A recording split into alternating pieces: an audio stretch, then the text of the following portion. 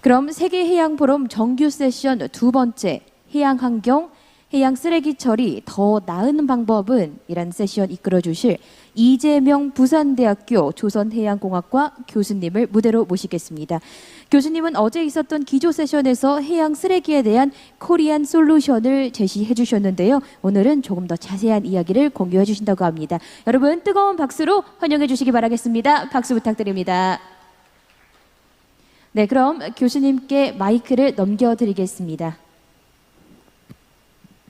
네, 고맙습니다. 방금 소개받은 부산대학교 조선해양공학과 이재명이라고 합니다. 이번 세계해양포럼의 메인 이슈가 해양 쓰레기를 포함한 해양 환경으로 알고 있습니다. 가장 상징적인 이미지 혹은 가장 상징적인 사건으로 자주 회자되는 게 아까 화면에도 잠시 나온 태평양 쓰레기 섬입니다. 그래서 산업화가 지속될수록 그리고 경제 규모가 커질수록 플라스틱 사용은 늘어날 수밖에 없고, 그러한 플라스틱이 해양으로 유입되는 문제에 대해서 누군가는 솔루션을, 대책을 제시해야 된다고 생각합니다. 그래서 세계해양포럼이라는 장을 빌어서 여러 가지 의견이나 여러 가지 방법들이 제안이 되고 논의가 이루어지는 것으로 이해하고 있습니다. 저는 어제 기조 세션에서 간단한 내용의 제안을 말씀을 드렸고요. 오늘은 정규 세션을 통해서 기술에 대해서, 실현 가능성 여부에 대해서 말씀을 드리도록 하겠습니다. 대상은 LNG 수소 하이브리드 시스템을 탑재한 선박을 이용한 해양 쓰레기 처리 토탈 솔루션이라고 감히 명명하고 있는 기술 그리고 시스템에 대해서 말씀을 드리도록 하겠습니다.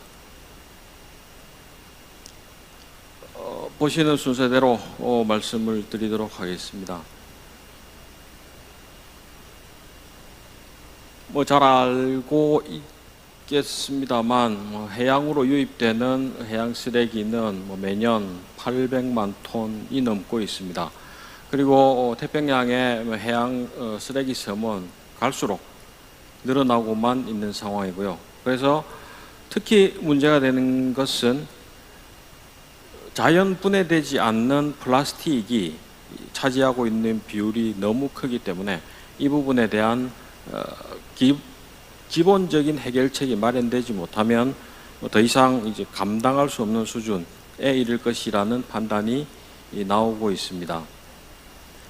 해양 쓰레기가 미치는 여러 가지 악영향들을 보면 당연히 환경적인 문제 그리고 경제적인 이슈도 있겠습니다만, 대부분의 사람들이 걱정하고 있는 것은 미세 플라스틱이라고 알려져 있는, 그래서 미세 플라스틱을 동식물이 흡수하게 되는 그런 상황을 우려하고 있습니다. 그래서 예를 들면 지금 현재 보고되고 있는 자료에 의하면 성인을 기준으로, 현재 기준으로 보더라도 연간 미세 플라스틱의 간접 섭취가 800점을 상회하는 것으로 나타나고 있습니다. 그래서 이런 것은 결국은 인류를 포함한 생태계에 많은 악영향을 미칠 것이다 라는 결론으로 이어지고 있습니다. 그리고 마찬가지로 부유하고 있는 쓰레기가 항해 중에 선박에 미치는 영향, 그리고 그것 때문에 나타난 산업적인 피해들도 무시할 수 없는 상황입니다. 이러한 해양 쓰레기에 대해서 기존의 처리 방법은 해양에서의 수거 그리고 육지로 옮겨온 후에 분류 과정을 거치고, 근데 대부분이 분류 과정을 거치고 나서도 매립된다든지 혹은 소각된다든지 그리고 리사이클링까지 연결을 시키고 있는데, 지금 현재 해양 쓰레기에서, 수거한 해양 쓰레기에서 리사이클링의 비율은 5%에 미치지 못하는 것으로 알려져 있습니다. 그리고 매각이나 매립이나 소각을 하더라도 플라스틱 본연의 성질이 바뀌는 게 아니기 때문에 지구에 영속적인 환경 피해를 일으킬 수 있다는 것은 자명한 사실입니다. 그래서 이러한 문제에 대해 가지고 여러 가지 형태의 해양 기구들이, UN 산하의 해양 기구들이 해양 쓰레기 저감 노력을 하고 있습니다. 대표적으로 UNEA라든지, 그리고 이름에서조차도 알 수 있다시피 글로벌 파트너십도 구성이 되어서 여러 가지 활동들이 이루어지고 있는 것으로 알고 있습니다. 지금 현재까지 해양 쓰레기에 대한 접근은 주로 수거에 초점이 맞춰져 왔습니다. 근데 그 수거도 육지 인근에 해당되는 영역, 그리고 대양에 해당되는 영역으로 나뉘어서 추진이 되어 왔습니다. 대표적으로 항구나 혹은 담수 영역인 하천에 해당되는 곳까지도 국유 쓰레기 수거에 대해 가지고는 국제적으로도 이미 알려져 있는 프로젝트들이 있습니다. 예를 들면 무인 시스템이라든지 혹은 자동 탐색 시스템이라든지 이런 것들을 이용해 가지고 천해 영역에서 혹은 담수 영역에서 수행되고 있는 여러 가지 프로젝트들이 있었고, 물론 지금도 있습니다. 그리고 대양 영역에 대해서는 공익 형식의 재단입니다만 오션 클린업 재단이라든지 오션 피닉스 이런 활동들을 통해 가지고 아까 말씀드린 태평양의 쓰레기섬에 있는 쓰레기를 수거해 오려는 그런 노력들이 지속적으로 이루어지고 있습니다. 근데 좀 전에 말씀드린 대로 이 내용들은 주로 처리보다는 수거 그 자체의 주요 목적이 놓여져 있습니다. 그래서 어제 제가 기조 세션에서 말씀을 드렸던 새로운 제안입니다. LNG와 하이드로젠을 하이브리드 형태로 이용하는 선박을 개발하고 그 선박을 통해서 일체형으로 해양 쓰레기를 수거 처리할 수 있다는 것을 제안을 드렸습니다. 지금 현재 해양 쓰레기가 당면하고 있는 세 가지 문제를 보면 크게 보시고 있는 내용과 같습니다. 먼저 볼륨 최적 문제입니다. 볼륨 문제입니다. 해양 쓰레기를 있는 그대로 벌크 상태로 가져왔을 때를 기준으로 비교했을 때 그냥 그라인딩 했을 때는 거의 7배, 그리고 압축까지 하게 되면 16배 정도의 보관 효율이, 저장 효율을 올릴 수 있습니다. 그래서 어떻게 하면 바다에 보유하고 있는 해양 쓰레기를 효율적으로 가져올 수 있을지, 육상까지 가져와야 된다는 것을 전제로 할 때, 그래서 이 부분을 해결해야 됩니다. 그리고 가져온다 하더라도 매립이나 소각을 할 때 나타나는 2차 환경 문제, 그래서 이게 아니고 또 다른 형태의 처리 방법을 강구해야만 합니다. 그런데 해양 쓰레기를 수거하거나 처리하는 데 사용되는 것은 차량이 아니고 선박입니다. 그러면 지금 현재 전 세계적으로 이슈가 되고 있는 친환경 선박의 기준을 둔다면 쓰레기 수거나 처리 선박 자체도 친환경 선박이어야만 된다는 겁니다. 그래서 이런 것들이 종합적으로 연결이 된다면 에코 프렌들리 프로펄션 시스템을 탑재하고, 그리고 효율적인 파워 매니지먼트 혹은 효율적인 스토리지가 가능한 선박을 이용해서 처리를 하고, 그것을 육상으로 들고 올 때는 육상까지 가져오는 형태는 최종적으로는 재활용이 가능한 형태로 만들어 줄 수 있으면 해양 쓰레기에 대해서는 가장 비용 효율적인 방법이 되지 않을까 하는 것에 착안을 한 내용입니다. 그래서 실제 선박에 대한 여러 전문가들과 함께 방금 말씀드린 기능을 발휘할 수 있는 선박을 시뮬레이션 상으로 건조를 해보았습니다. 선박의 재원은 보시는 바와 같고요. 이 정도 선박이면은 대한민국 부산항에서 출항을 해서 태평양 쓰레기 섬까지 왕복할 수 있는 선박입니다. 그리고 항행거리라든지 혹은 기본적인 선박이, 대항항해를 하는 선박이 가져야만 하는 최소 재원을 확보를 할 수 있고요.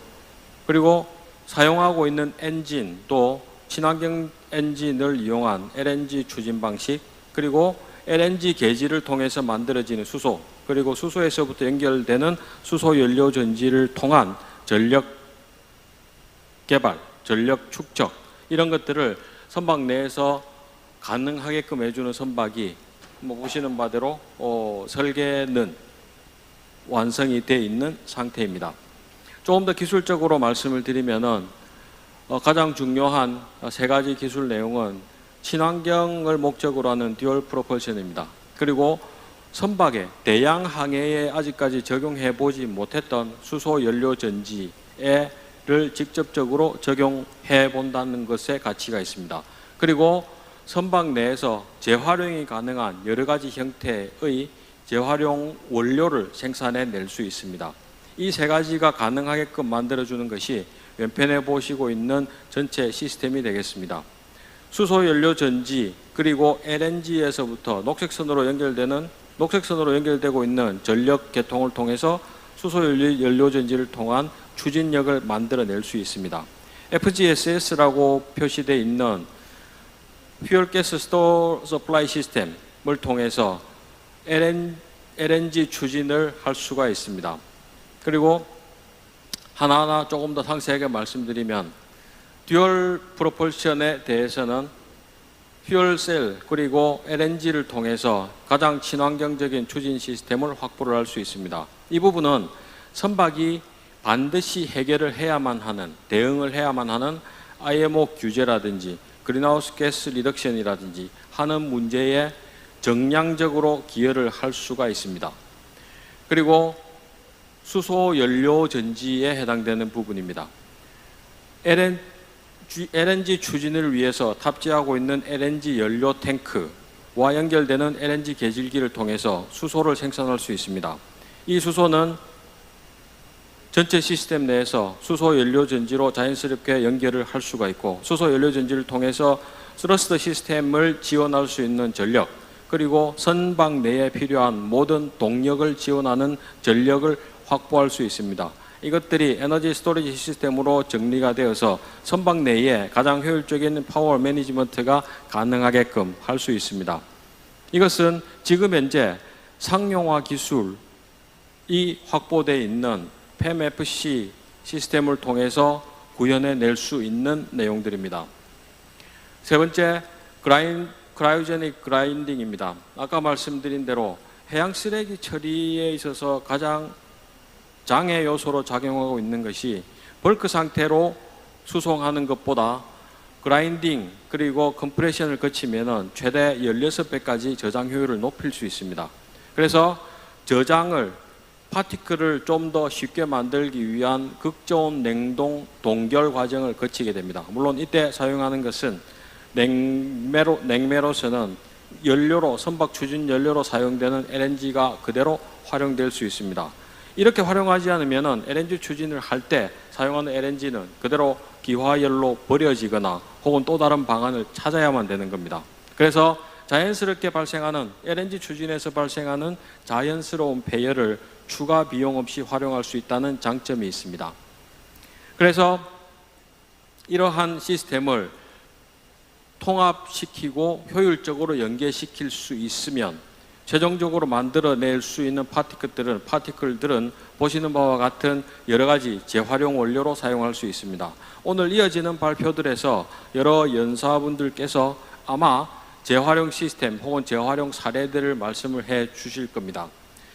그 내용들하고 비슷하게 인도용 포장재라든지 혹은 기능 강화 콘크리트라든지 혹은 의류 신발 제품이라든지 하는 것으로도 사용될 수 있습니다.